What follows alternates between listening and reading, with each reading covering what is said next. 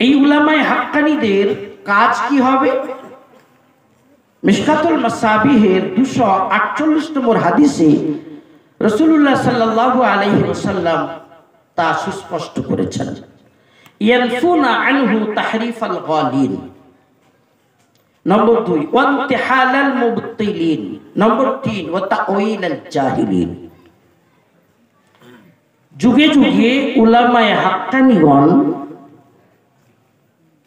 যারা ধর্মে বাড়াবাড়ি করবে, সীমালঙ্ঘন করবে, বিদআত আবিষ্কার করবে, উলামায়ে হাক্কানীগণ তাদের বিদআত গুলো, তাদের রদবদল গুলো নিরসন করবেন।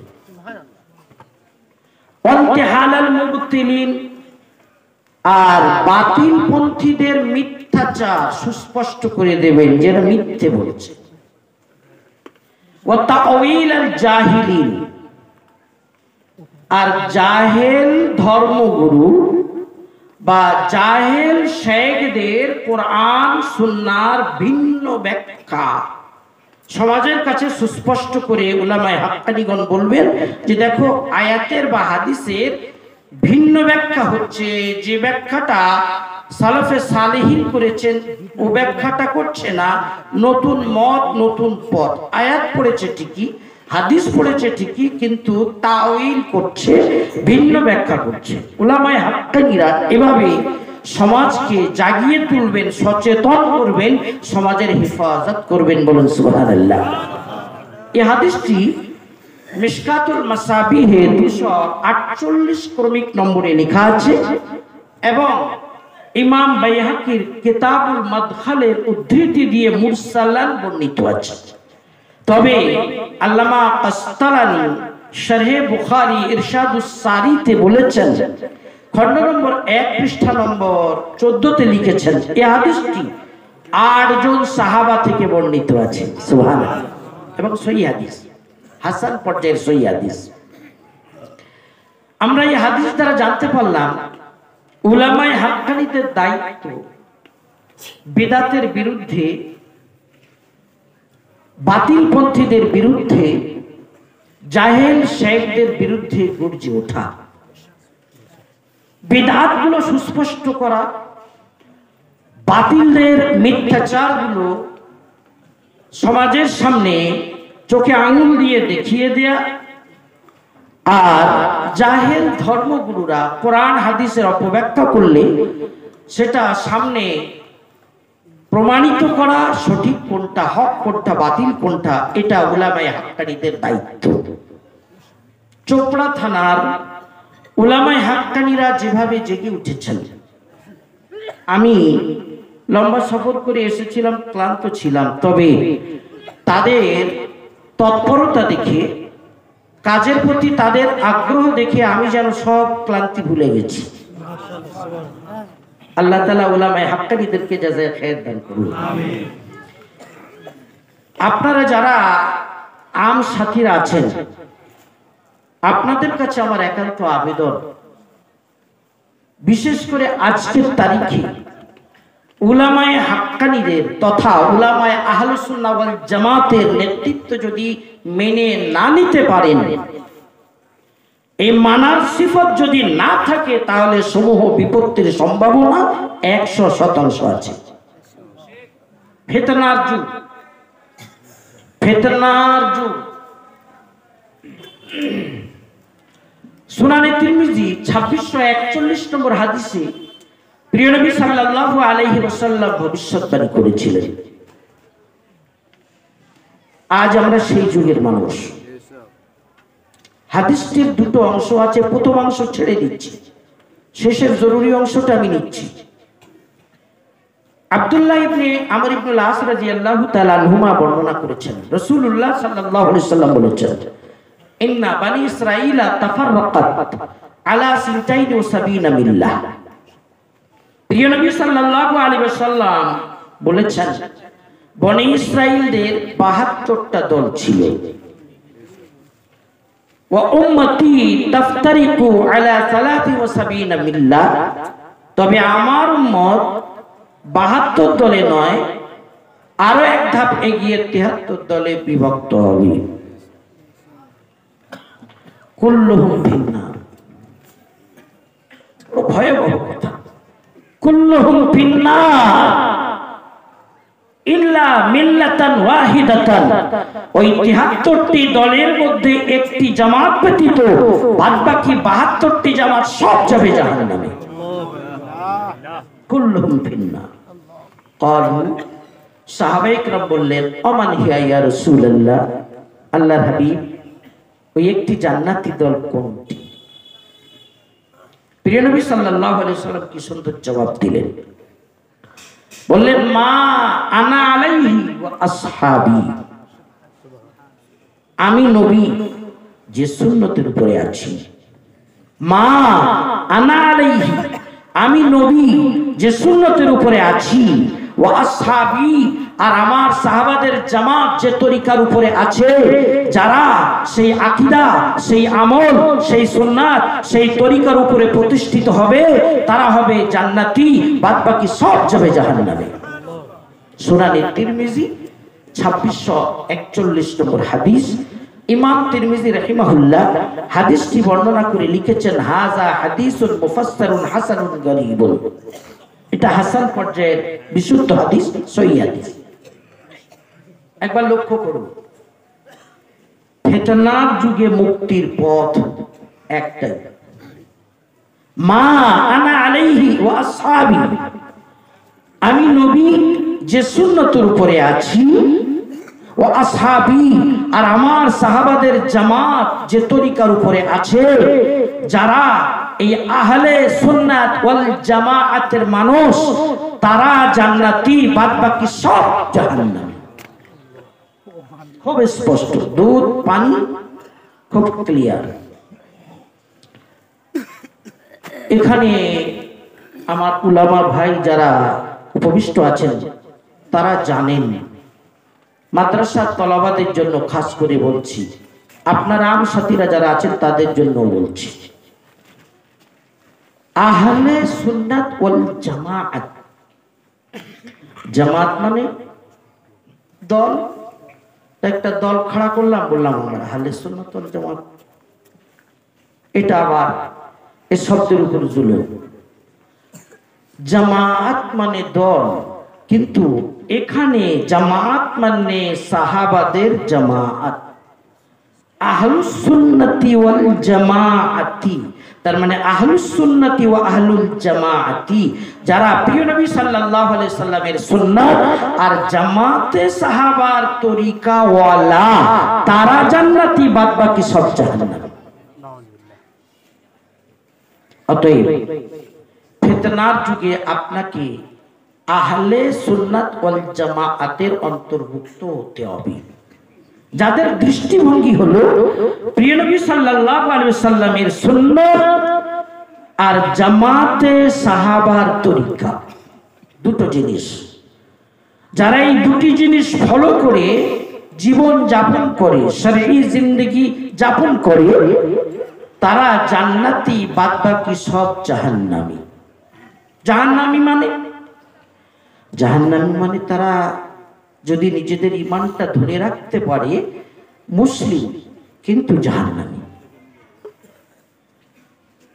এই জন্যই তো রাসূলুল্লাহ সাল্লাল্লাহু আলাইহি ওয়াসাল্লাম বলেছেন, ওয়া তাফতারিকু উম্মতি আলা 73 মিল্লাহ, আমার উম্মত 73 দলে ভাগ হবে। তিনি আমার উম্মত বলেছেন, বোঝা গেল অমুক অমুক অমুক অমুক অমুক অমুক দল, উপদল ৭২টি যা আছে, এরা প্রিয় নবী সাল্লাল্লাহু আলাইহি সাল্লামের উম্মত বটে, মুসলিম বটে, কিন্তু এরা জাহান্নামী। যারা প্রথম চান্সে জান্নাতে যাবে, জাহান্নামের টাচ মাছ যাদের হবে না, জাহান্নামের আগুন যাদের স্পর্শ পর্যন্ত করবে না, তারা আহলে সুন্নাত ওয়াল জামাআতের মানুষ। অতএব আপনাকে আহলে সুন্নাত ওয়াল জামাআতের অন্তর্ভুক্ত হতে হবে। ফিতনার যুগে এটাই হচ্ছে নাজাতের পথ। হাদিস কিন্তু এটাই বলছে। আমি হাদিসের উদ্ধৃতি বলেছি, সুনানে তিরমিজির 2641 নম্বর হাদিস, হাসান পর্যায়ে সহিহ হাদিস। ফিতনার যুগে মুক্তির পথ আহলে সুন্নাত ওয়াল জামাআতের পথ। কোরআনের কোন আয়াতে বা রাসূলুল্লাহ সাল্লাল্লাহু আলাইহি সাল্লামের কোন হাদিসে লেখা নেই যে ফিতনার যুগে আহলে হাদিস হতে হবে। গায়ে লাগলো নাকি? না, না বললে বুঝবেন কিভাবে? ঠিক, কোরআনের কোন আয়াতে কিংবা রাসূলুল্লাহ সাল্লাল্লাহু আলাইহি ওয়াসাল্লামের কোন হাদিসে লেখা নেই যে ফিতনার যুগে আপনাকে আহলে হাদিস হতে হবে। এটা লেখা আছে আহলে সুন্নাত ওয়াল জামাআত হতে হবে, তবে আপনি নাজাত পাবেন। বাদবাকি 72টি দল যারা আহলে সুন্নাহ ওয়াল জামাত বহির্ভূত, প্যারে নবী সাল্লাল্লাহু আলাইহি সাল্লাম বলেন কুল্লুহুম ফিন্নার, তারা সব হবে জাহান্নামী। সাবধান। ভারত রত্ন শাহ ওলিউল্লাহ মুহাদ্দিস দেহলভী মুসনিদুল হিন্দ, ভারত উপমহাদেশের ভারত, পাকিস্তান, বাংলাদেশ, শ্রীলঙ্কা, বার্মা এত অঞ্চলের সমস্ত মুহাদ্দিসের সনদে যিনি আছেন শাহ ওলিউল্লাহ মুহাদ্দিস দেহলভী, যিনি মক্কা মদিনা থেকে সিহাহ তথা হাদিস শাস্ত্র এই উপমহাদেশে এনেছিলেন।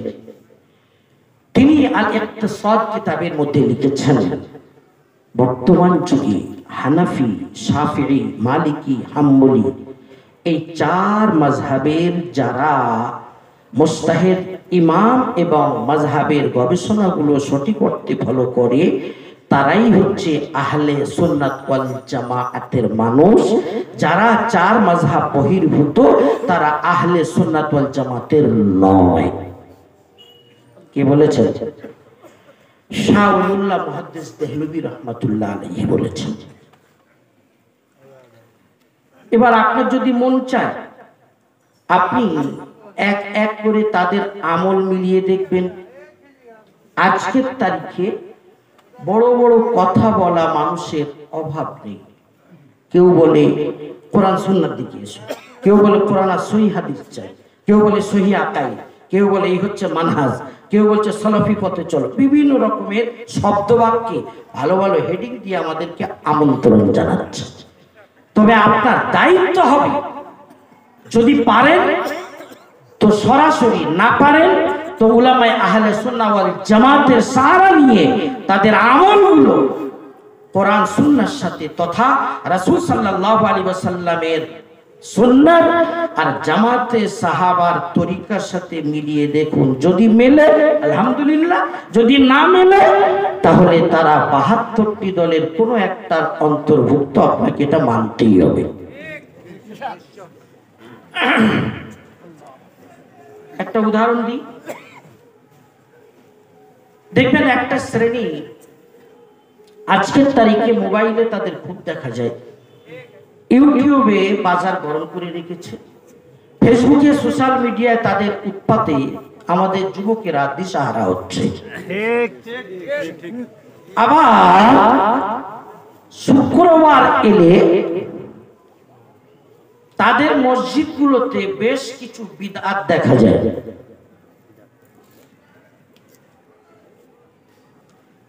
কিছু আমল এমন আছে রাসূলুল্লাহ সাল্লাল্লাহু আলাইহি সাল্লামের সুন্নাত, জামাতে সাহাবার তরিকা, তারা ওটা করে না।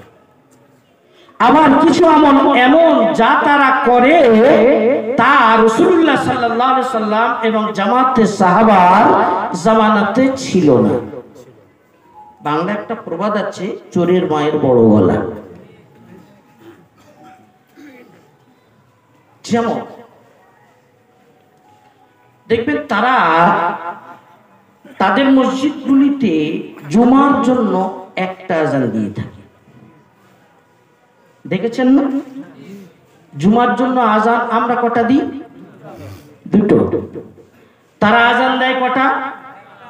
একটা। আমাদের মায়েরা যখন বাড়িতে ভাত রাঁধে তো হাড়ির অবস্থা কি জানার জন্য সব ভাত এক এক করে তুলে নিয়ে ক্ষীর বানায় না, একটার দাগ টিপে দেখে। একটার দাগ দেখলেই বোঝা যাবে। আমি মোহাম্মদ নাসিরউদ্দিন চাঁদপুরি মিডিয়ার সামনে সজ্ঞানে কথা বলছি। সহিহ বুখারী 916 নম্বর হাদিস খুলে দেখুন। প্রিয় নবী সাল্লাল্লাহু আলাইহি ওয়াসাল্লামের জামানায়, আবু বকর রাদিয়াল্লাহু তাআলা আনহুর জামানায়, ওমর ইবনুল খাত্তাব রাদিয়াল্লাহু তাআলা আনহুর জামানায় জুমার জন্য একটা আযান হতো। উসমান রাদিয়াল্লাহু তাআলা আনহু আরেকটা আযান বাড়ালেন।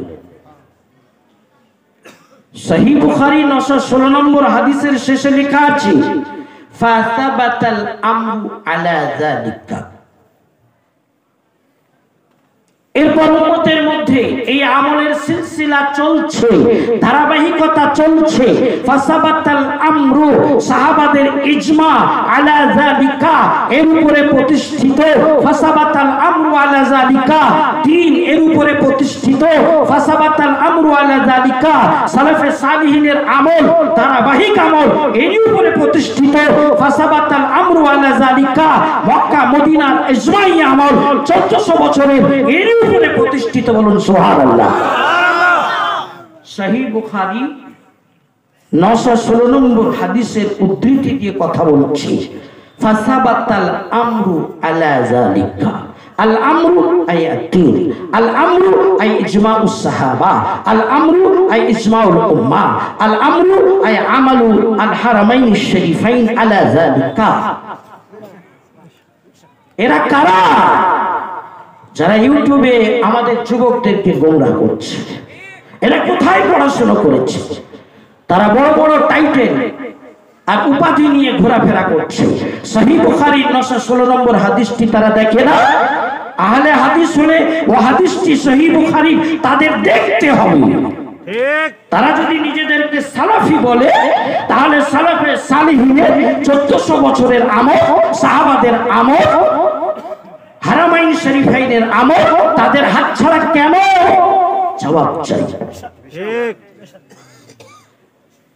ফিতনার যুগে মুক্তির পথ একটাই, মা আনা আলাইহি, আমি নবী যে সুন্নতের উপরে আছি, ওয়া আসহাবী, আর আমার সাহাবাদের যে তরিকা, সাহাবাদের আমল, সাহাবাদের আকীদা, সাহাবাদের মানহাজ, এটাই হচ্ছে মুক্তির পথ।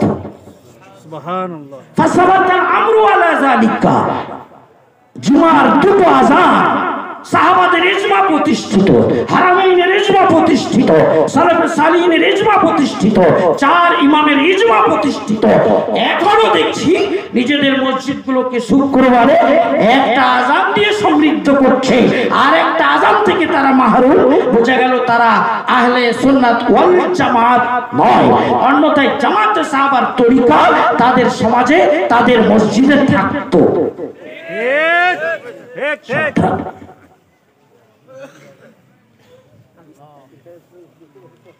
নামাজের পর সম্মিলিত মোনাজাত নিয়ে আলোচনা করতে হবে, সময় সংক্ষিপ্ত, বিষয়বস্তু সুদূর প্রসারী। দেখবেন শুক্রবারে আজকাল আবার নতুন বিদআত শুরু হয়েছে, জুমার খুতবা হচ্ছে মাতৃভাষা, বাংলায় বাংলা ভাষা, উর্দু ভাষীদের সামনে উর্দুতে, আমেরিকা লন্ডন ইংরেজিতে। এজন্য ইয়ার কি পেয়েছে। ঠিক। রাসূলুল্লাহ সাল্লাল্লাহু আলাইহি সাল্লামের জামানায়, সাহাবাদের জামানায়, তাবিঈনের জামানায়, তাবা তাবিঈনের জামানায়, চার ইমামের জামানায়, মুহাদ্দিসদের জামানায়, ফুকাহাদের জামানায় কেউ কোথাও কোনো দিন আরবি ছাড়া অন্য কোনো ভাষায় শুক্রবারের খুতবা দিয়েছে? একটা দৃষ্টান্ত দিত। ঠিক। যদি না পারি, আর কিয়ামত পর্যন্ত পারবে না, যদি না পারি, ওয়ালান তাফআলু, হারগিজ পারবে না, তাহলে বলি সালাফি নামটা কেটে দাও। ঠিক। সালাফি তারা সালাফে সালিহিনের অনুসরণ করে যারা। ঠিক।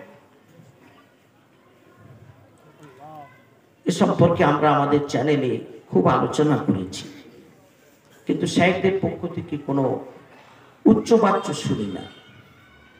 জানি না নীরবতার সমর্থন জানাচ্ছেন নাকি নিজেদের বাতিল রায়ের উপরে জমে থাকছেন। আমরা বলেছি নামাজকে কোরআন মাজিদ জিকির বলেছি, কোরআনকে কোরআন মাজিদ জিকির বলেছি। জুমার খুতবাকে কোরআন মাজিদ ও সহিহ হাদিস জিকির বলেছে। নামাজ যেমন আরবি ছাড়া হয় না, কোরআন যেমন আরবি ছাড়া হয় না, জুমার খুতবাও তেমন আরবি ছাড়া হবে না। কোথাকার যুক্তি খাড়া করেছে, খুতবা মানে লেকচার, বয়ান বক্তৃতা, আর বয়ান বক্তৃতা আঞ্চলিক ভাষাতে হওয়া উচিত। যারা নিজেদেরকে বলে সালাফি, নিজেদেরকে বলে আহলে হাদিস, তারা আবার যুক্তির ভিত্তিতে মাসলা প্রমাণিত করছে কোরআন সুন্নাহকে ছেড়ে দিয়ে। তাই যদি হয়তো আমরা বলবো আজান মানে এলান, আজান মানে আজান মানে বিজ্ঞপ্তি, আজান মানে ঘোষণা, তো এলানটা, ঘোষণাটা, বিজ্ঞপ্তিটা আগে বাংলায় হোক। যদি যুক্তি দিতে খুতবা পরে বাংলায় হবে, আজানটা আগে বাংলায় হোক। যাক, এই মশলা নিয়ে আমার আলোচনা করা এখন উদ্দেশ্য নয়। আমি বলতে চাইছিলাম আরবি ছাড়া অন্য কোন ভাষাতে খুতবা দেওয়াটা বিদআত। তারা বেদাতি। আপনাদের বহু আমলকে বিদআত বলে না, এটা তাদের একটা অভ্যাস। আমি শুরুতেই বলেছি চোরের মায়ের বড় গলা। জুমার দিনে জুমার খুতবা আরবি ছাড়া অন্য কোন ভাষাতে দেয়া বিদআত। তেমনি জুমার দ্বিতীয় আজান না দেয়াটা আহলে সুন্নাত ওয়াল জামাতের বহির্ভূত হওয়ার মস্ত বড় প্রমাণ। কেন জুমার জন্য দুটো আজান হবে না? সাহাবারা একমত, সালেফে সালিহিন একমত, মক্কা মদিনা আজও একমত, চার ইমাম একমত, মুহাদ্দিসগণ একমত, ফুকাহে কেরাম একমত, মুফাসসিরিন একমত। আপনি এতে বিতর্ক করছেন কেন? যাক, আমার আলোচনার প্রথম পর্ব শেষ করলাম। আপনারা আমন্ত্রণ জানিয়েছেন নামাজের পর সম্মিলিত মোনাজাত নিয়ে, ওই বিষয়ের উপর আলোচনা করতে হবে। চাইলে ফজর পর্যন্ত আলোচনা করা যাবে, কিন্তু আপনারা ইনশাআল্লাহ বললেও আমি এতক্ষণ সময় দেব না। এখান থেকে যে আবার আমার দারুল দেওবন্দের সফর রয়েছে। আগামী ডিসেম্বরে 2-3 তারিখে আমাদের ইমামে আজম কনফারেন্সের একটা পূর্ব প্রস্তুতির জন্য আমাদের সফর আছে। দোয়া করুন, আল্লাহ তাআলা কবুল করুন। আমিন। হক বাতিলের লড়াই চলছে, চলবে ইনশাআল্লাহ। অনেকেই আবার বলে যে হুজুর এতে সম্প্রীতি নষ্ট হয়, একই থাকা ভালো। আমি বলি একের জায়গায় এক হন, বিভাজনের জায়গায় বিভাজন থাকবে। যেমন কেন্দ্রীয় সরকার চাইছে ওয়াকফ সম্পত্তির বিরুদ্ধে একটা বিল পাস করতে, সেখানে আপনারা 72 কেন 73 দল সকলে এক, ওখানে এখন যে বলে আমি মুসলিম, যে বলে আমি মসজিদে যাই, যে বলে আমার কিতাব আল কোরআন, যে বলে আমার রব আল্লাহ, যে বলে আমার নবী মুহাম্মদুর রাসূলুল্লাহ সাল্লাল্লাহু আলাইহি ওয়াসাল্লাম, আমরা তাদের সবাইকে এক জায়গায় এক ফিল্ডে জমা করে এক কণ্ঠে আওয়াজ তুলবো, কেন্দ্রীয় সরকার তোমার কালা কানুন মানছি না, মানব না। এখানে এখন তবে যখন আকীদার আলোচনা আসবে, যখন মাসআলার আলোচনা আসবে, কোরআনের তাফসীর বা হাদিসের ব্যাখ্যার আলোচনা আসবে, তখন দুধ আর পানি তো পৃথক পাত্রে রাখতে হবে।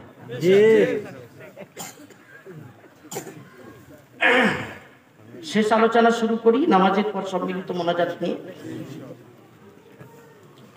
এ পর্যন্ত যা বললাম ভূমিকা, ফিতনার যুগে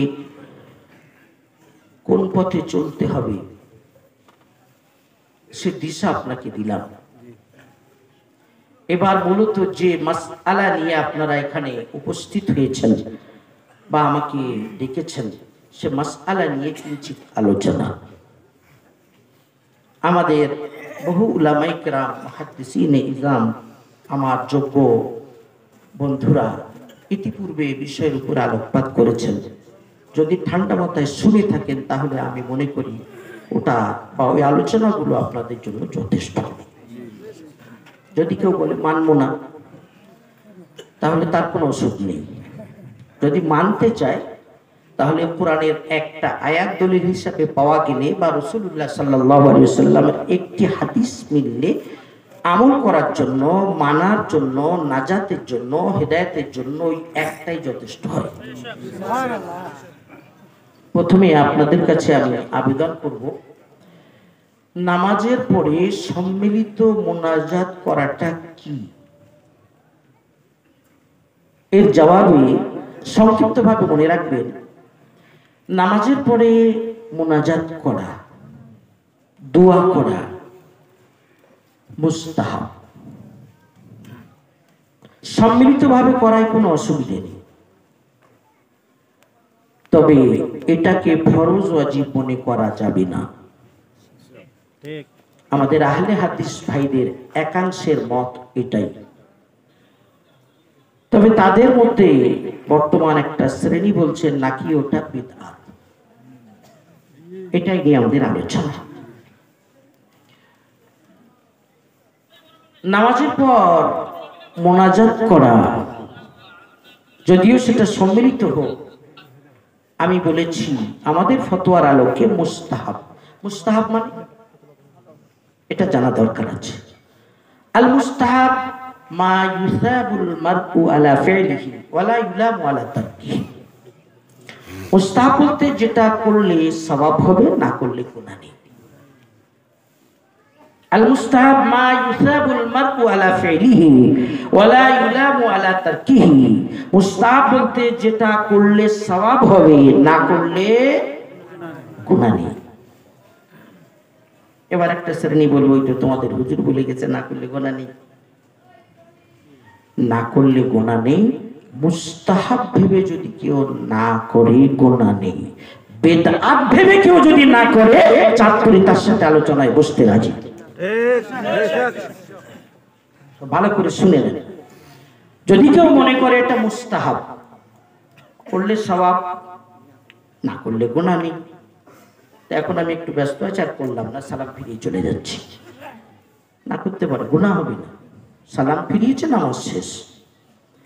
কিন্তু যদি মনে করে ওটা বিদআত, তাই আমি করছি না, যদি এইরকম দৃষ্টিভঙ্গি থাকে, মোহাম্মদ নাসিরউদ্দিন চাঁদপুরি তার সাথে আলোচনায় বসতে রাজি। কাবার আঙিনা থেকে বঙ্গোপসাগরের তীর পর্যন্ত যেখানে বসবে ইনশাল্লাহ রাজি আছি। দলিলের ব্যাপার, তালুম দেওবন্দ কি বলেছে, অমুক কি বলেছে, অমুক কি বলেছে, আমাদের বড়রা বলেছেন, আমরা শুনেছি এবং সেটা আশা রাখি যথেষ্ট। যারা বলছেন কোরআন চাই, হাদিস চাই, তাদের জন্যই বলছি। কোরআন মাজিদে 94 নম্বর সূরা আল ইনশিরাহ, সূরাতুল ইনশিরাহ, আলাম নাশরাহ লাকা সাদরাক, এই সূরার 8টি আয়াত আছে। 7 ও 8 নম্বর আয়াতে আল্লাহ রাব্বুল আলামিন বলেছেন, ফাইদা ফারাগতা ফানসব ওয়া ইলা রাব্বিকা ফারগাব। অতএব শাব্দিক তরজমা বলছে, হে রাসূল, আপনি যখন ফারেগ হবেন তখন পরিশ্রম করুন, ওয়া ইলা রাব্বিকা ফারগাব, আর আপনার রবের দিকে মনোনিবেশ করুন। আয়াতের শাব্দিক তরজমা। পরিশ্রম করুন মানে কিসের পরিশ্রম?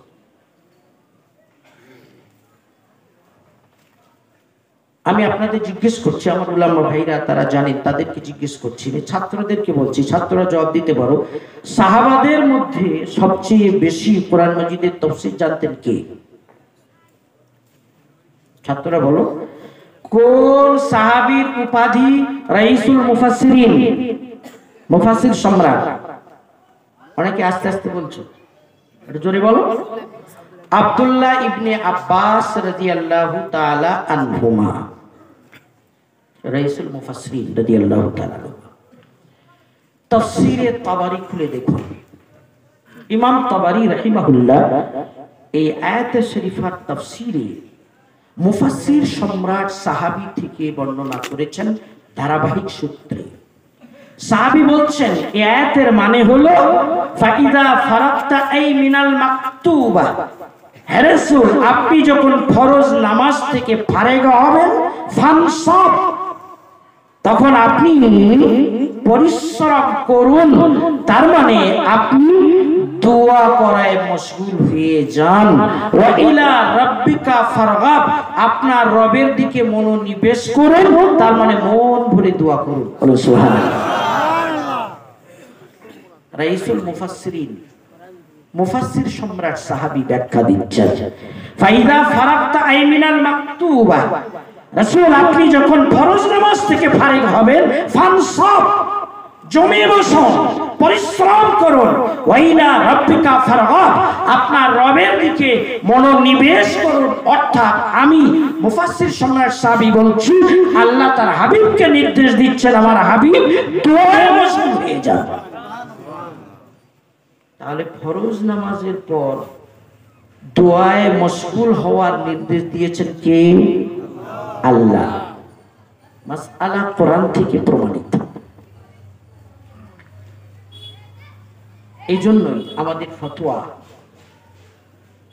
বিশেষ করে ফরজ নামাজের পর সালাম ফিরিয়ে জমে বসা, সময় দেয়া, দোয়ায় মশগুল হওয়াটা মুস্তাহাব। ফানসাব ফারগাব আল আমরু লিল ইস্তিহবাব, তা মুস্তাহাব। আমার এই যে কিতাবটি দেখছেন, হানাফি কেল্লা দ্বিতীয় খণ্ড, দুটো খণ্ড আছে, আপনারা আজকে চাইলে কিতাব পাবেন না। এই দুই খণ্ড কিতাবের মধ্যে প্রথম খণ্ডে 10টি মাসআলা আর দ্বিতীয় খণ্ডে 10টি মাসআলা, মোট 20টি মাসআলা লেখা আছে। যখন আল্লাহ পাকের তৌফিকে কিতাবটি বাংলা ভাষাভাষী আহলে সুন্নাত ওয়াল জামাত তথা যুব সমাজের মধ্যে আলোড়ন সৃষ্টি করলো, তখন আহলে সুন্নাহ ওয়াল জামাত বহির্ভূত একটা শ্রেণীর কপালে চিন্তার রেখা দেখা দিল, এর কোনো জবাব চাই। তারা এর জবাবে একটা কিতাব লিখলো। হানাফি কেল্লা দুখণ্ডের মধ্যে 20টা মাসআলা ছিল, তারা 4টে মাসআলা সম্পর্কে কলম ঘোরালো। কটা বাকি থাকলো? 16টা। 16টা মাসআলা সম্পর্কে কিছু লিখতে পারলো না, বলেন সুবহানাল্লাহ। আজও পারিনি। যখন তাদের ওই 4টে মাসআলা সম্পর্কে লেখা বই আমার কাছে পৌঁছলো, 11 মাসের মধ্যে 416টা কিতাবের উদ্ধৃতি দিয়ে হানাফি চাবুক বলে একটা কিতাব আমি উপহার দিলাম। আল্লামা আজিজুল হক কাসিমি, পাঁশকুড়া মাদ্রাসা শেখুল হাদিস, আমাদের উস্তাদে মুহতারাম, তিনি মন্তব্য করেছেন, আশা রাখি কিয়ামতের সকাল পর্যন্ত অন্তত এই কিতাবের জবাবে আর কলম ঘুরবে না। সেই হানাফি কেল্লার মধ্যে আমরা এই মাসআলা নিয়ে খুব তাফসীলি আলোচনা করেছি। তাতে প্রথমেই লেখা আছে, আল্লাহ রাব্বুল আলামিন সূরা ইনশিরাহের 7-8 নম্বর আয়াতে ফরজ নামাজের পর তার হাবিবের মাধ্যমে গোটা উম্মতে মুসলিমাকে জমি বসার এবং দোয়ায়ে মশগুল হওয়ার নির্দেশ দিয়েছেন। অতএব এটা মুস্তাহাব। বলুন সুবহানাল্লাহ। মাসআলা কোরআন থেকে প্রমাণিত। এখন যারা দোয়ার বিপক্ষে, তারা বলছেন ফরজ নামাজের পরে রাসূল আপনি জমি বসুন, দোয়ায় মশগুল হন। ঠিক আছে, কোন দোয়া? তারা বলছেন কোন দোয়া? আমাকে একজন বললেন হুজুর কোন দোয়া? তো আমি বললাম আপনি বলুন কোন দোয়া। আমি বললেই তো আমাদের মতন হবে, আপনি বলুন কোন দোয়া। তো বললেন ওই 33, 33, 34 বার যে তাসবিহ দোয়া আছে, আল্লাহুম্মা আনতাস সালামু মিনকাস, এই দোয়া। তাই বললাম এটা কোরআন শরীফের কোন আয়াতে আছে বা রাসূলুল্লাহ সাল্লাল্লাহু আলাইহি সাল্লামের কোন হাদিসে আছে যে হে রাসূল আপনি ফরজ নামাজের পরে দোয়ায় মশগুল হন, মানে এই দোয়া? আর হাত তুলে দোয়া করলে ওই দোয়াটা না, এইটা না, এইটা। তো এটা কোন আয়াতে বা কোন হাদিসে আছে? আমরা যে দোয়া করছি মন ভরে আল্লাহর কাছে দোয়া চাইছি, ওটা না। আর যে জিকিরগুলো, যে তাসবিহগুলো আছে, সে তাসবিহগুলোকে জিকিরের জায়গায় বসিয়ে দি, কি বলে দোয়ার জায়গায় বসিয়ে দিচ্ছ, এটা কোন আয়াতে আছে, কোন হাদিসে আছে যে এইটা না আর ওইটা? বললাম মন গড়া ব্যাখ্যা। এবার আমার কাছে শোনো, দোয়া বলতে কোন দোয়া? সুনানে তিরমিজি 3499 নম্বর হাদিস। সাইয়্যিদুনা আবু উমামা বাহিলী রাদিয়াল্লাহু তাআলা আনহু হাদিস বর্ণনা করেছেন। উনি বলছেন, কিলা ইয়া রাসূলুল্লাহ, আল্লাহর হাবিবকে বলা হলো, আল্লাহর হাবিব, আইয়ুদ দুআই আসমা, কোন দোয়া সবথেকে বেশি কবুল হয়? রাসূলুল্লাহ সাল্লাল্লাহু আলাইহি ওয়াসাল্লাম বললেন, জাওফুল লাইলিল আখির, ওই শেষ রাতে তাহাজ্জুদের পর যে দোয়া, ওই দোয়াটা, ও দুবুরা সালাওয়াতিল মাকতুবাত, আর ফরজ নামাজ সমূহের পরে দোয়া আল্লাহর কাছে বেশি কবুল হয়। বলেন সুবহানাল্লাহ। ইমাম তিরমিজি বলেছেন, হাযা হাদিসুন হাসান, এটা হাসান পর্যায়ের সহিহ হাদিস। ওই হাদিসটা একবার খেয়াল করুন। সুনানে তিরমিজি 3499 নম্বর হাদিসে রাসূলুল্লাহ সাল্লাল্লাহু আলাইহি ওয়াসাল্লাম বলছেন, শেষ রাতে তাহাজ্জুদের পর যে দোয়াটা হয় আর ফরজ নামাজের পরে যে দোয়াটা করা হয়, এই দুটো দোয়া আল্লাহর কাছে বেশি কবুল হয়। এবার আমি আপনাদের জিজ্ঞেস করি, তাহাজ্জুদ নামাজের পর কি দোয়া হয়? 33 বার নাকি? হ্যাঁ, তাহাজ্জুদের পর কি দোয়া? সহিহ বুখারী প্রথম খণ্ড তাহাজ্জুদ অধ্যায় দেখুন, একাধিকবার হাদিস এসেছে। আল্লাহ রাব্বুল আলামিন দুনিয়ার আসমানে অবতরণ করেন তার শান মোতাবেক, আর তিনি বলেন, আছো কোনো গুনাহগার, ক্ষমা চাও, আমি ক্ষমা করে দেব। বলুন সুবহানাল্লাহ। আছো কোনো অভাবী, আমার কাছে ভিক্ষার থলি পাতো, আমি আল্লাহ তোমার থলি ভরে দেব। আছো কোনো অসুস্থ রোগী, পেশেন্ট, আমার কাছে সেবা চাও, আমি রোগ থেকে তোমাদেরকে মুক্তি দেব। তো বান্দা তাহাজ্জুদের পর আল্লাহর কাছে চায়, মন খুলে চায়, যা তার প্রয়োজন চায়, ওই দোয়াটা বেশি কবুল হয়। তেমনি ফরজ নামাজের পর বান্দা যখন আল্লাহর কাছে নিজের প্রয়োজনের কিছু চায়, প্রিয় নবী সাল্লাল্লাহু আলাইহি ওয়াসাল্লাম বলেছেন, ওই দোয়াটা খুব বেশি কবুল হয়। বলেন সুবহানাল্লাহ। 33 বার ও তো তাসবিহ, আল্লাহুম্মা আনতাস সালাম ওয়া মিনকাস সালাম, ও তো জিকির, ওগুলো জিকির, আজকারে মাসনুনা। দোয়া আর জিকিরের মধ্যে পার্থক্য আছে, পড়তে হয়। আইয়ুদ দুআই আসমা, দুবুরা সালাওয়াতিল মাকতুবাত, ফরজ নামাজ সমূহের পরে আল্লাহর কাছে যে দোয়া করা হয়, ওই দোয়া আল্লাহর কাছে সবথেকে বেশি কবুল হয়ে থাকে। তো তাহাজ্জুদের পরে যে দোয়া, ফরজ নামাজের পরে সেই দোয়া, এই 33 বারের দোয়া না। আল্লাহুম্মা আনতাস সালাম ওয়া মিনকাস সালাম জিকির নয়, দোয়ার কথা বলা হচ্ছে। অতএব ফরজ নামাজের পরে দোয়া করবেন, মন ভরে দোয়া করবেন, ওটা দোয়া কবুল হওয়ার সময়, ওই সময় দোয়া করাটা মুস্তাহাব।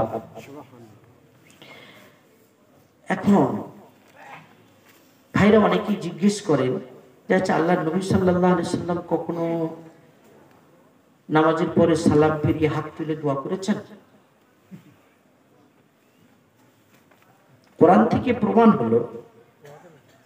এরপর আবার দ্বিতীয় ধাপ হচ্ছে, আল্লাহর নবী সাল্লাল্লাহু আলাইহি ওয়াসাল্লাম কখনো করেছেন?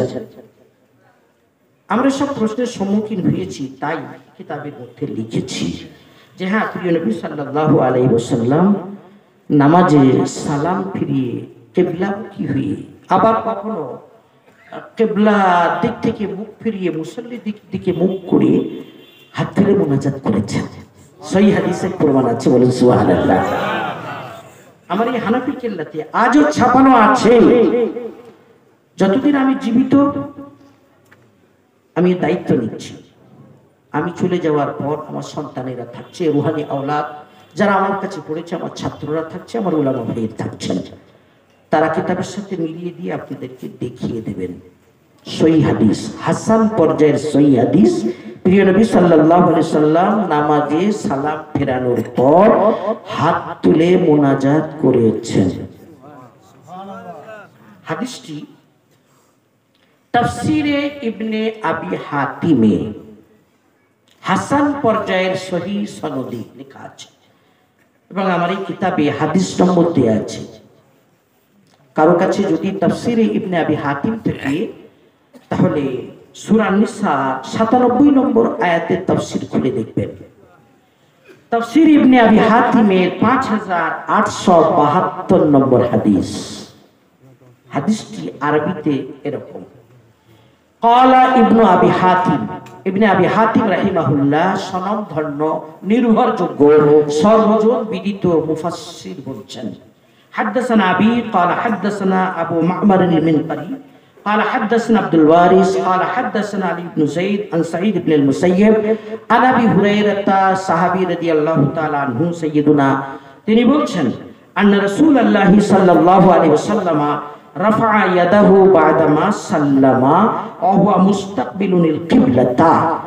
রাসূলুল্লাহ সাল্লাল্লাহু আলাইহি ওয়াসাল্লাম বা'দামা সাল্লামা নামাজের সালাম ফেরার পর রাফা ইয়াদাহু নিজের হাত মোবারক উত্তোলন করলেন, ওয়া মুস্তাকবিলুল কিবলা তিনি তখন কিবলার দিকে মুখ করেই বসেছিলেন। বলেন সুবহানাল্লাহ। ফাকালা তারপর এই বলে দোয়া করলেন, আল্লাহুম্মা খাল্লিসিল ওয়ালিদ ইবনুল ওয়ালিদ ওয়া ইয়াস ইবনে আবি রাবিয়া ওয়া সালাত ইবনে হিশাম ওয়া দাফাতাল মুসলিমিন আল্লাযীনা লা ইসতাতিউনা হিলাতান ওয়া লা ইয়াহতাদুনা সাবিলান মিন আইদিল কুফার। আল্লাহ কমজোর মুসলমানদেরকে তুমি কাফেরদের হাত থেকে বাঁচাও, আর অমুক জালেমদেরকে তুমি আল্লাহ উৎখাত করো। হাদিস সম্পূর্ণ হলো। সাহাবী বলছেন যে আল্লাহর হাবিব সাল্লাল্লাহু আলাইহি সাল্লাম সালাম ফেরার পর হাত তুলে কিবলার দিকে মুখ করে এই বলে মুনাজাত করলেন। আচ্ছা, আমি আপনাদের জিজ্ঞেস করি, যদি প্রিয় নবী সাল্লাল্লাহু আলাইহি ওয়াসাল্লাম হন ইমাম, তিনি যদি সালাম ফেরার পর হাত তুলে মুনাজাত করেন, তাহলে নিশ্চয়ই সাহাবারা পিছন থেকে পালিয়ে গিয়েছিলেন? কি মনে হয়? বুঝসুজ আছে মাথায় কিছু? কোরআন হাদিস বুঝতে হয়, কোরআন হাদিস বুঝতে হয়। সেদিন আমাকে একজন ফোন করে বলছে, হুজুর ইমাম বুখারী কি কোনো জায়গায় লিখেছেন যে আমি শাফি মাযহাবপন্থী? তার মানে আমি আমার ইমাম মানবো কেন? কিতাবে লিখেছি, নবাব সিদ্দিক হাসান খান তিনি লিখেছেন ইমাম বুখারী রাহিমাহুল্লাহ তিনি শাফি মাযহাবপন্থী ছিলেন, মাযহাব মেনে চলতেন। শাহরুল্লাহ মুহাদ্দিস দেহলভী লিখেছেন ইমাম বুখারী শাফি মাযহাবপন্থী। ইমাম সুয়ুতি লিখেছেন ইমাম বুখারী রাহিমাহুল্লাহ শাফি মাযহাবপন্থী। উনি ওটা পড়েছেন, পড়ার পরে বলছেন, হুজুর আপনি যে এই কথাটা লিখলেন, তো ইমাম বুখারী কোন জায়গায় বলেছেন আপনি শাফি মাযহাবপন্থী? আমি বললাম, শাহরুল্লাহ মুহাদ্দিস দেহলভী ছিলেন হানাফি, ইমাম জালালউদ্দিন সুয়ুতি ছিলেন শাফি, নবাব সিদ্দিক হাসান খান ছিলেন আহলে হাদিস সালাফি।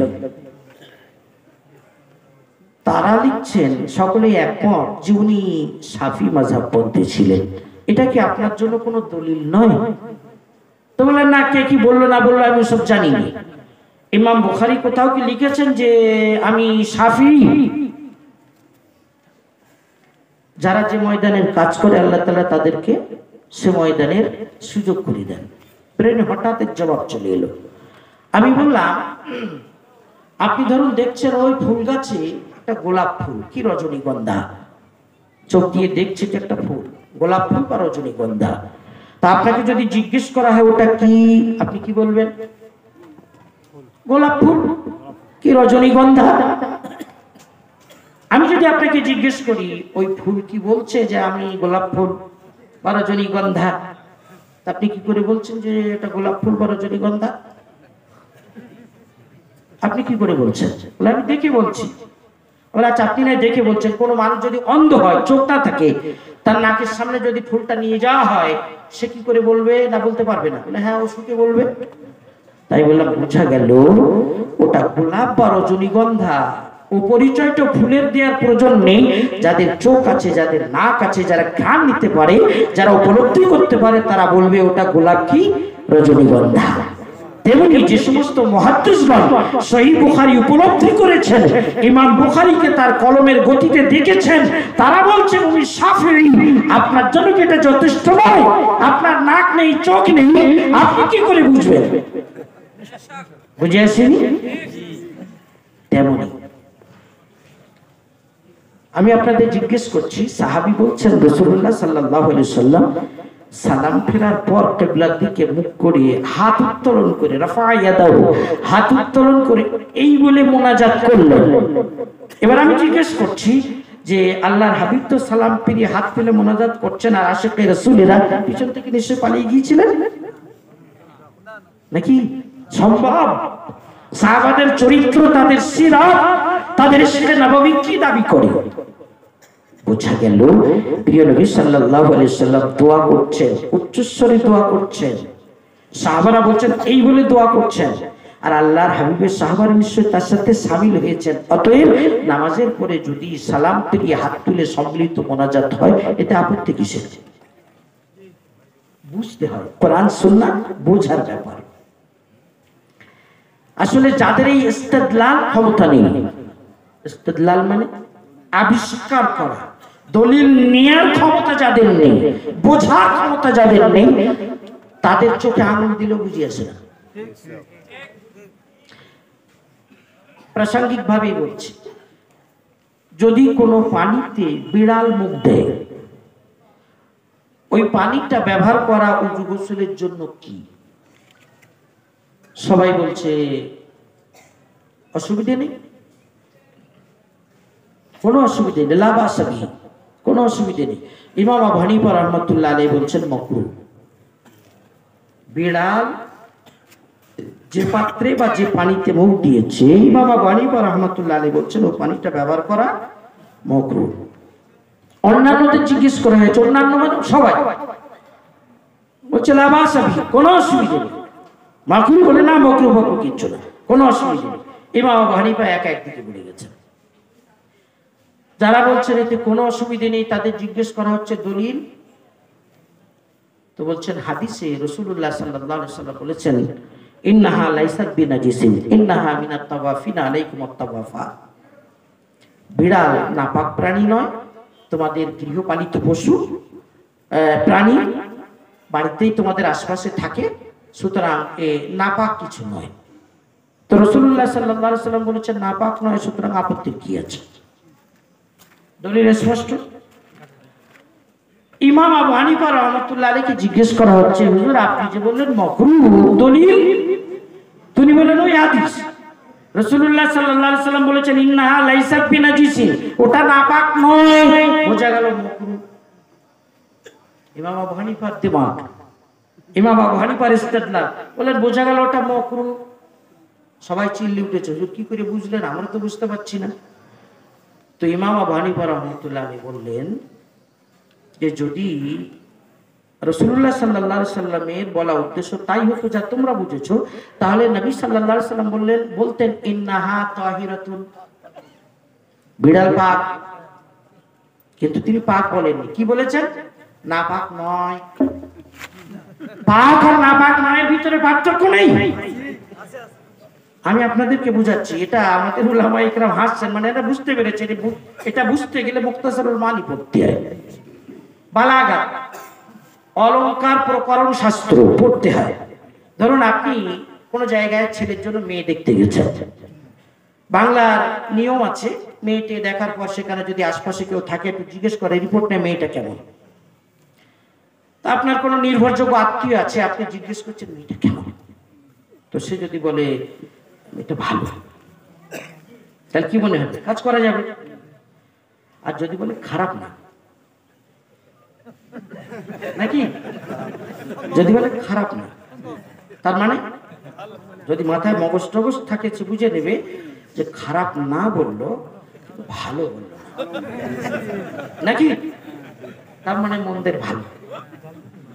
ইমাম আবু হানিফা রাহমাতুল্লাহ আলাইহি দিমাগ, ইমাম আবু হানিফা রাহমাতুল্লাহ আলাইহি ইস্তেদলাল করছেন। আমার রাসূল সাল্লাল্লাহু আলাইহি সাল্লাম তিনি বলছেন বুইস্তু বিজাওয়ামিল কালিম, সংক্ষিপ্ত কথা বলি আর তাতে অর্থ বা মানের সমুদ্র ঢুকিয়ে দিতে পারি। আমার আল্লাহ সেই ক্ষমতা দিয়ে, সেই মুজিজা দিয়ে আমাকে পাঠিয়েছেন। সেই আল্লাহর হাবিব সাল্লাল্লাহু আলাইহি সাল্লাম বলছেন ইন্নাহা লাইসা বিনাজিসিন, ইন্নাহা লাইসা বিনাজিসিন, তিনটি শব্দ ব্যবহার করেছেন, বিড়াল নাপাক নয়। অথচ ওটা বলার দরকার ছিল ইন্নাহা তাহিরাতুন, বিড়াল পাক। তিনি তাহিরাতুন বললেন না, তিনি বললেন নাপাক নয়। বোঝা গেল ওকে পাকও বলা যাবে না, এরই নাম হচ্ছে মাকরুহ। নাপাক নয়, তবে মাকরুহ। ইমাম আবু হানিফা না হলে বিশ্ব এসব তত্ত্ব থেকে এতিম থাকতো। এই জন্য আমি মোহাম্মদ নাসিরউদ্দিন চাঁদপুরি হানাফি।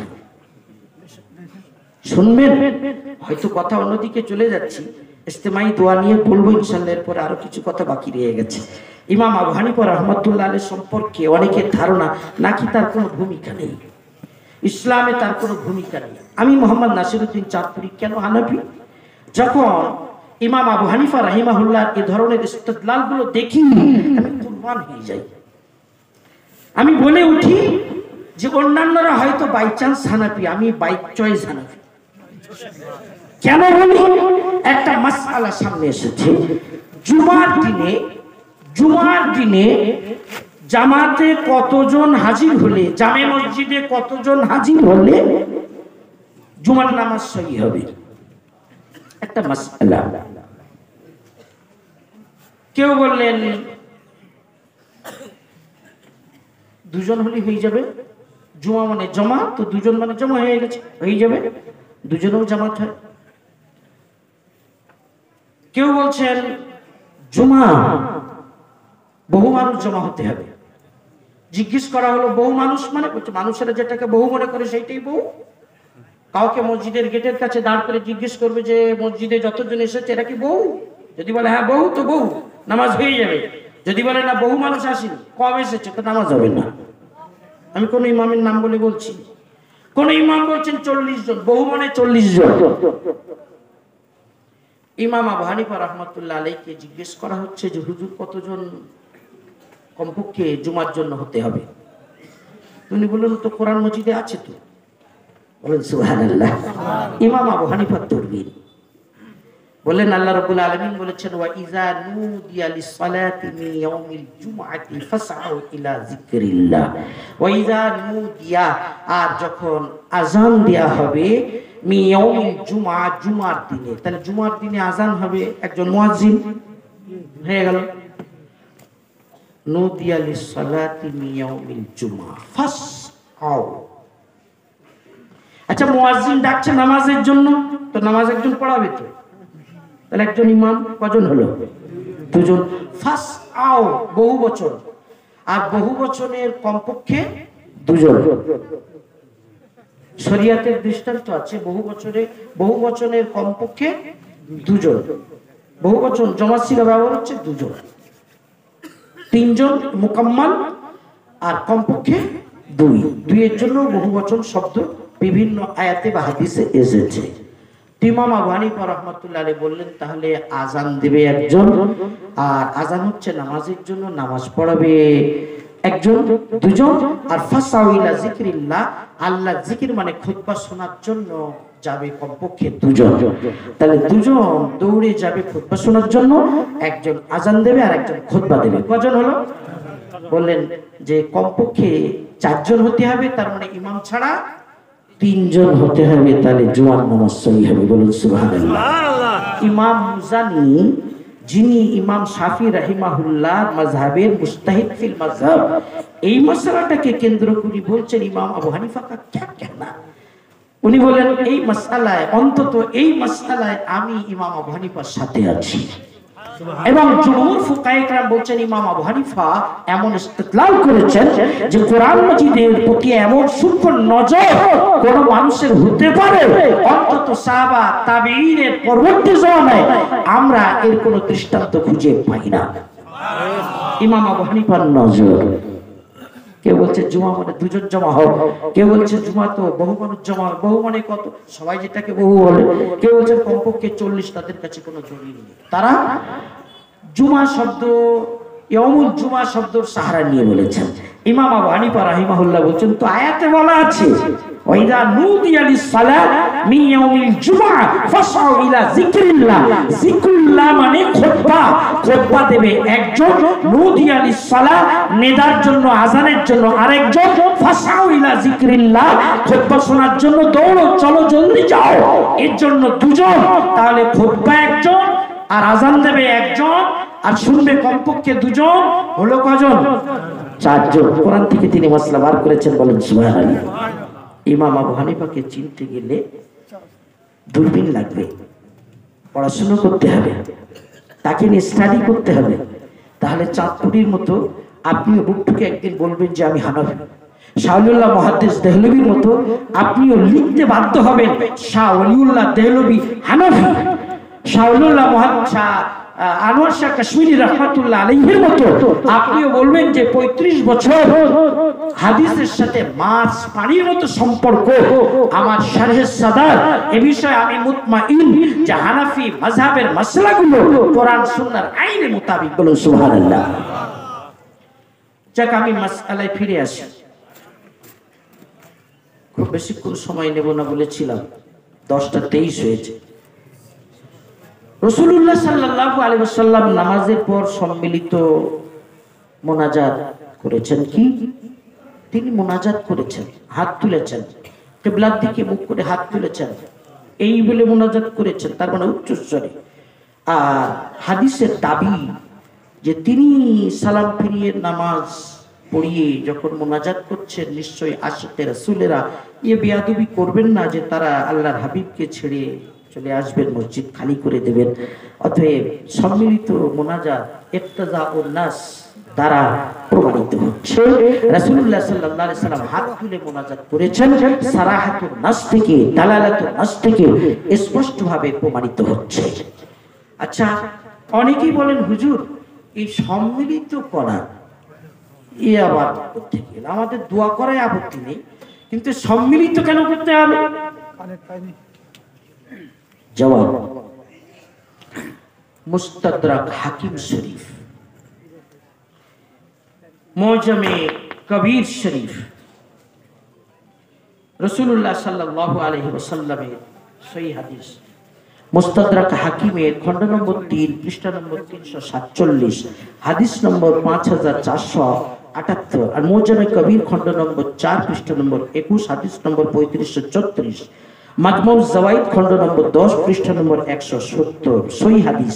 রাসূলুল্লাহ সাল্লাল্লাহু আলাইহি ওয়াসাল্লাম বলেছেন, সাহাবী হাবিব ইবনে মাসলামা ফেহরি রাদিয়াল্লাহু তাআলা বলেছেন, সামাইতু রাসূলুল্লাহি সাল্লাল্লাহু আলাইহি ওয়াসাল্লাম, আমি প্রিয় নবী সাল্লাল্লাহু আলাইহি ওয়াসাল্লামকে বলতে শুনেছি, লা ইয়াজতামিউ কওমুন মুসলিমুনা ইয়াদউ বাযুহুম ওয়া ইউআমিনু বাযুহুম ইল্লা ইস্তাজাবাল্লাহু দুআআহুম। যখন মুমিনদের কোন জামাত একত্রিত হয়, তাদের একজন বলে, বাদবাকিরা আমিন আমিন করে, আল্লাহ তাদের দোয়া অবশ্যই কবুল করে নেন। সুবহানাল্লাহ। ইস্তেমাই দোয়ার ফজিলত সহিহ হাদিসে আছে। ইমাম মুসলিম বলছেন এই হাদিসটা, ইমাম হাকিম বলছেন, মুস্তাদরাক হাকিমে লিখছেন এই হাদিসটা ইমাম মুসলিমের শর্ত মোতাবেক সহিহ। ইস্তেমাই দোয়া সহিহ হাদিস দ্বারা প্রমাণিত ফজিলতপূর্ণ আমল। সুতরাং যদি নামাজের পর সম্মিলিত মোনাজাত ইস্তেমাই ভাবে করে, আপনি তাকে বিদআত বলে কেন ফতোয়া দেবেন? বিদআত কাকে বলে? কোরআন সুন্নাহ দিয়ে যার কোনো দলিল নেই, ভিত্তিহীন, তাকে বলে বিদআত। কোরআন মাজিদ ফরজ নামাজের পর দোয়া করতে বলেছে। রাসূলুল্লাহ সাল্লাল্লাহু আলাইহি ওয়াসাল্লাম নিজে হাত তুলে ফরজ নামাজে সালাম ফেরার পর মোনাজাত করেছেন। আবার ইস্তেমাই দোয়া করার ফজিলত বলেছেন। আপনার আপত্তি কোন জায়গায়? মালদা সুজাপুর থেকে সেদিন আমাকে একজন ফোন করলেন, বলছেন, হুজুর আপনার বই পড়লাম, হানাফি কেল্লা সব বুঝে এলো, তবে একটা জিনিস বুঝতে পারছি। বলুন। বলেন, এই যে 5 ওয়াক্ত নামাজে পাবন্দি সহকারে করছে আল্লাহর নবী সাল্লাল্লাহু আলাইহি ওয়াসাল্লাম, ফরজ নামাজে সালাম ফিরিয়ে সম্মিলিত মোনাজাত পাবন্দি সহকারে করেছেন, এরকম একটা হাদিস দেখান তো। একের পর এক এগিয়ে নিয়ে যায়, একটা দেখালে আরেকটা, একটা দেখালে আরেকটা, পাবন্দি সহ করেছেন। আমি বললাম, ভাই প্রথমে বলুন আমার বইতে কি লেখা আছে, ফরজ নামাজের পর মোনাজাত করাটা কি? তো বললেন, আপনি লিখেছেন মুস্তাহাব। আমি বললাম, আমার বইতে কোন এক জায়গায় ওই চ্যাপ্টারেই লেখা আছে মুস্তাহাবের উপর মুস্তাহাব ভেবে পাবন্দি সহকারে আমল করায় আপত্তি নেই। এ বিষয়ে সমস্ত ফুকাহা, সমস্ত মুহাদ্দিস, সমস্ত মুফাসসির একমত। বলেন সুবহানাল্লাহ। মুস্তাহাবের উপর কেউ যদি পাবন্দি করে মুস্তাহাব ভেবে, অসুবিধা কি? হ্যাঁ, যদি মুস্তাহাবকে ফরজ ওয়াজিব মনে করে আপত্তিকর। ফরজ নামাজের পরে হাত তুলে সম্মিলিত মোনাজাত করাকে ফরজ ওয়াজিব মনে করছে, আপত্তিকর, এটা বাড়াবাড়ি। তবে যদি মুস্তাহাবকে মুস্তাহাব ভেবে কেউ পাবন্দি করে, আল্লামা আনোয়ার শাহ কাশ্মীরি রাহমাতুল্লাহি আলাইহির অধ্যাপনী ভাষণ ফাইজুল বারি আলা সাহিহিল বুখারীতে পরিষ্কার লেখা আছে। হযরত বলেছেন, আমি ফাইজুল বারির উদ্ধৃতি দিচ্ছি, খণ্ড নম্বর 6 পৃষ্ঠ নম্বর 225, 6330 নম্বর, তারপর 6330 নম্বর হাদিসের ব্যাখ্যায় লেখা আছে, আল্লামা কাশ্মীরি বলেছেন, রইল এই কথা যে আমল নবী সাল্লাল্লাহু আলাইহি সাল্লাম হতে শুধুমাত্র এক দুবার প্রমাণিত, সেটা পাবন্দি সহকারে করা কি এ বিষয়ে জানা দরকার যে সমস্ত মুস্তাহাব আমলের ক্ষেত্রে এমনই ঘটে। কেননা মুস্তাহাব আমলগুলি নবী সাল্লাল্লাহু আলাইহি সাল্লাম হতে কখনো কখনোই তো প্রমাণিত হয়। মুস্তাহাব মানে রাসূলুল্লাহ সাল্লাল্লাহু আলাইহি সাল্লাম কখনো করেছেন, অতঃপর উম্মত সেগুলির উপর মুস্তাহাব মনে করে পাবন্দি করে আমল করে থাকে, তাহলে তা আপত্তি কি আছে? যেমন, তার মানে কোনো আমল মুস্তাহাব, সুন্নত নয়, ফরজ ওয়াজিব নয়, মুস্তাহাব, আমরা পাবন্দি সহ করে থাকি, সবাই করি। যারা বলছে দোয়া করা বিদআত, তারাও করে। এর একটা ভালো দৃষ্টান্ত মনে রাখুন। ভাইদের জিজ্ঞেস করবেন যে পাবন্দি সহ দোয়া করায় যদি আপত্তি হয়, তাহলে এটা পাবন্দি সহ করছো, এর দলিলটা কি সেটা? আচ্ছা, নামাজের সময় মাথার টুপি খুলে, ধরুন টুপি পরে আছেন আপনি, কিন্তু নামাজের সময় টুপিটা খুলে খালি মাথায় নামাজ পড়ি, কে কে আছে হাত তুলুন তো। তুলছেন না একজন? আচ্ছা, পাবন্দি সহকারে টুপি মাথায় দিয়ে নামাজ পড়ি, কে কে হাত তুলুন। সবাই রাখুন, শুনে নেন। রাসূলুল্লাহ সাল্লাল্লাহু আলাইহি ওয়াসাল্লাম টুপি মাথায় দিয়ে নামাজ পড়তেন, এ সম্পর্কে কোনো সহিহ হাদিস নেই। আর পাবন্দি সহকারে পড়তেন, এ সম্পর্কে কোনো জাল হাদিস পর্যন্ত নেই। যারা বলছেন নামাজের পরে সম্মিলিত মোনাজাত পাবন্দি সহকারে করা বিদআত, তাদেরকে বলছি, তারা তাদের শেখেরা পাবন্দি সহকারে মাথায় টুপি দিয়ে নামাজ পড়েন। একজন শেখ তো দেখলাম সেদিন ইউটিউবে বলেই ফেললেন যে টুপি মাথায় দিয়ে নামাজ পড়ার কোনো দলিলই নেই। আছে আছে, লাইলাকে দেখতে গেলে মজনুর চোখ লাগে, সব চোখ লাইলাকে দেখতে পায় না। টুপি মাথায় দিয়ে নামাজ পড়ার হাদিস আছে, কিন্তু রাসূলুল্লাহ সাল্লাল্লাহু আলাইহি সাল্লাম প্রত্যেক নামাজের সময় পাবন্দি সহকারে টুপি মাথায় দিয়ে নামাজ পড়তেন, এর কোনো দলিল নেই নেই নেই। আমরা না, তোমরাও আমল করো। যারা বলছেন ইস্তেমাই দোয়া পাবন্দি সহকারে করা বিদআত, তাদের কাছে আজ সোশ্যাল মিডিয়ার মাধ্যমে আমার প্রশ্ন থাকছে, আপনারা পাবন্দি সহকারে টুপি মাথায় দিয়েই নামাজ পড়েন, এটা কিন্তু মুস্তাহাব। এই মুস্তাহাবের উপরে আপনারা পাবন্দি সহ আমল করছেন কেন? বুঝে আসলি? এইরকম বেশ অনেকগুলো দৃষ্টান্ত আছে। আমল মুস্তাহাব, আমরা মুস্তাহাব বলে, মুস্তাহাব ভেবে, মুস্তাহাব মনে করে তার উপর পাবন্দি সহকারে আমল করি, অসুবিধে নেই। তবে যদি ওটাকে ফরজ ওয়াজিব মনে করা হয়, তাহলে আপত্তি। কথার দীর্ঘায়িত করব না। আমাদের পূর্ববর্তী উলামায়ে কিরাম এ বিষয়ে অনেক কিছু আলোচনা করেছেন। কিছু কিছু কথা আমি যেখানে অবস্থান করছিলাম সেখান থেকে শুনছিলাম, ভাবছিলাম যদি আমাদের শ্রোতা বন্ধুরা আমাদের এই সমস্ত মুহাদ্দিসগণের কথাটুকু নিয়ে নেন, তাহলে তাদের বোঝার জন্য যথেষ্ট। কোরআন নামাজের পর দোয়ার নির্দেশ দিয়েছে। রাসূলুল্লাহ সাল্লাল্লাহু আলাইহি ওয়াসাল্লাম নিজে নামাজে সালাম ফিরিয়ে হাত তুলে মোনাজাত করেছেন। তিনি ইস্তেমাই দোয়ার ফজিলত বলেছেন। অতএব নামাজের পর ইস্তেমাই ভাবে মোনাজাত করাটা মুস্তাহাব, এটাই হক। বলুন আলহামদুলিল্লাহ। যদি মুস্তাহাব ভেবে আপনারা পাবন্দি করেন, লা বা'সা বিহি। তবে যদি এটাকে জরুরি মনে করেন, ফরজ ওয়াজিব মনে করেন, ভুল হবে। সাথে সাথে ইতিপূর্বে বলেছি, আবার বলে দিচ্ছি, কেউ যদি বলে মুস্তাহাব মনে করলেও হয় না করলেও হয়, আমি করছি না, এতে তোমার আপত্তি কিসের? সেখানে দেখবেন তিনি যদি মুস্তাহাব ভেবে ওটা বর্জন করেন, যে না করলে গুনাহ নেই তাই করছি, আর বলছেন যে ওটা মুস্তাহাব, তাহলে তাকে ছেড়ে দেন। যদি বলে বিদআত, তাহলে তাকে বলুন যে তাহলে চাঁদপুরিকে আবার ডাকতে হবে। এ পর্যন্তই এ বিষয়ের উপরে কথা ইতি করলাম। কিছু প্রশ্ন নাকি আছে? দাও ঝটঝট করে। কি আছে? কি বলো? ফরজ নামাজের পর ইমামের সাথে দোয়া করা যাবে কি? তো হয়ে গেছে। সম্মিলিত দোয়া করা কি মুস্তাহাব, সুন্নত, ফরজ, ওয়াজিব নাকি বিদআত?